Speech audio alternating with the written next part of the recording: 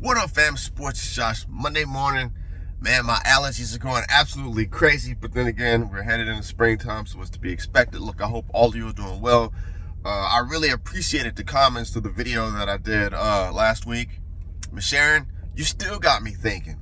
Are these powers supposed to be given back? And coffee, I appreciate you.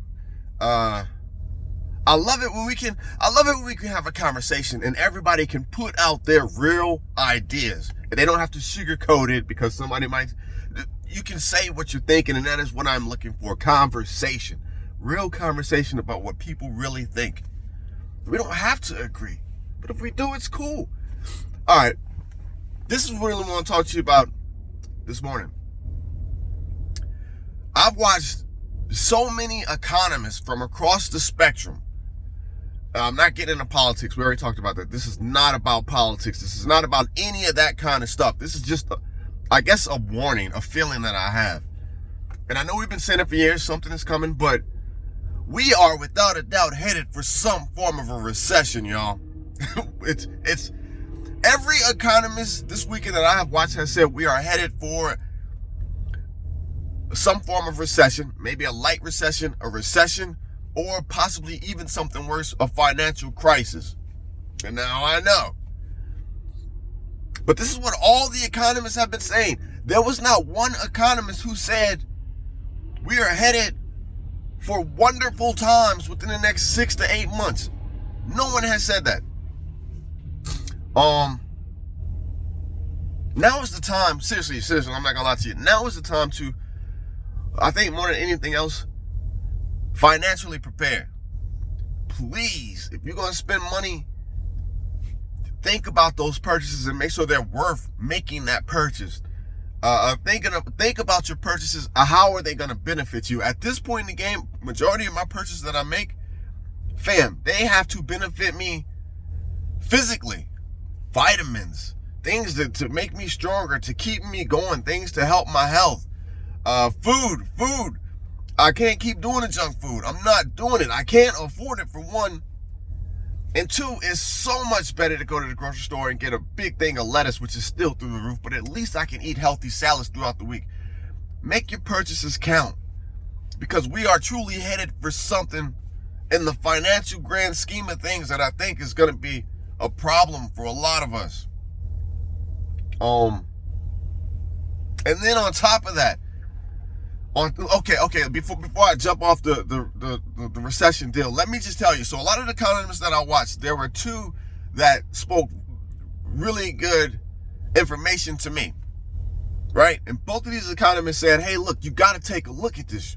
They said, look, the stock market correction of 2008 and the other ones we've had before that, in the United States, we have always had other sectors to pull us out of a recession, to pull us out of a crash, right? He said, look, when the housing market went bust, we had manufacturing to pull us out. When the other one went bust, we had this sector to pull us out. And what they're saying that they're worried about now is there are no sectors to pull us out of a crash. Me personally, I believe it's a collapse and rebuild. That's what I've been saying for years. I believe it is a collapse, a purposeful collapse and rebuild. A lot of people have been saying it's going to be some pain. There will be pain. So if we fall into a recession, financial crisis, what do we have to pull us out? And this is what the economists were saying. What do we have to pull us out? The automotive sector? No, cars are overpriced. Interest rates are too high for loans. It's ridiculous. The average car payment is $700 to $900 a month. The average car is going to cost you used anywhere from $24,000 to $30,000, and we're talking lower end cars that used to be 15, 16, 17, 18 new coming out of the dealership. It's ridiculous. So it's not the automotive sector. What about the housing market? Can that pull us out of a recession? Come on, y'all. Starter homes, entry-level starter homes are now more expensive than families' second and third home. An entry-level home is going to easily run you $200,000. So first-time home buyers and the youth, They aren't even looking for homes because they're too expensive. So it's not going to be the housing market. The apartments are through the roof. $1,500, $1,600, $1,700, $1,800, $1,900 for a studio one-bedroom apartment. I don't know how people are doing it. So the housing market's not going to pull us out. What's that? The automotive, the housing. Okay, so what about the manufacturing sector? Is that going to pull us out? Because to be honest with you, almost everything we have in this country is imported. Yeah, China, abroad, everything in Amazon, everything in Walmart, it's imported. So we aren't just going to fire up the manufacturer, the steel mills, and we're not just going to fire up manufacturing and go happy-go-lucky, pull us out of a recession, and there we go. Because you have to pay people a livable wage. And the houses and the cars are too expensive. This is what a lot of the economists were saying.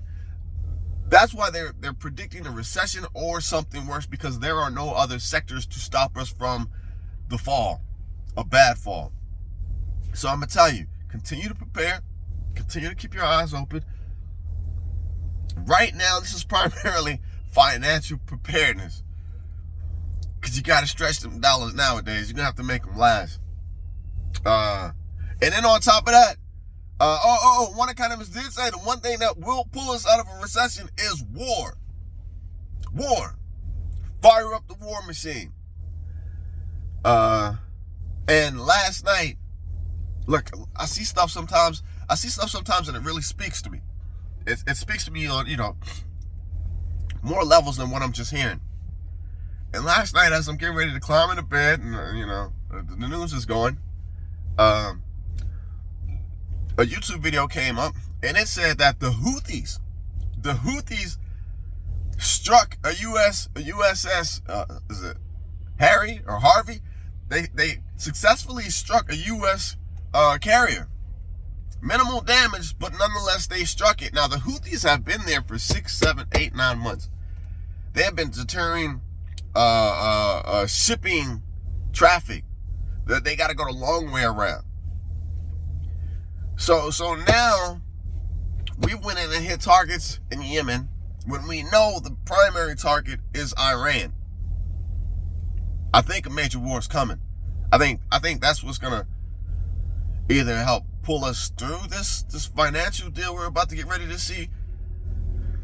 But then again, I don't know. So keep an eye on it.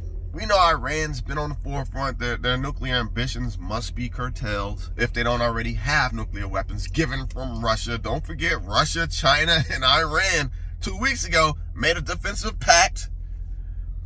So just continue to prepare. This summer, this is going to be a hot summer. Gas is $2.85. This is ridiculous. A hot summer. I just want to tap in. We got more of the spiritual stuff coming. I appreciate y'all. Have a good day. Your boy just Josh. Let me get out here and try to make a couple dollars while I can, and I'm going to sit on it. All right. Bye, y'all. Peace.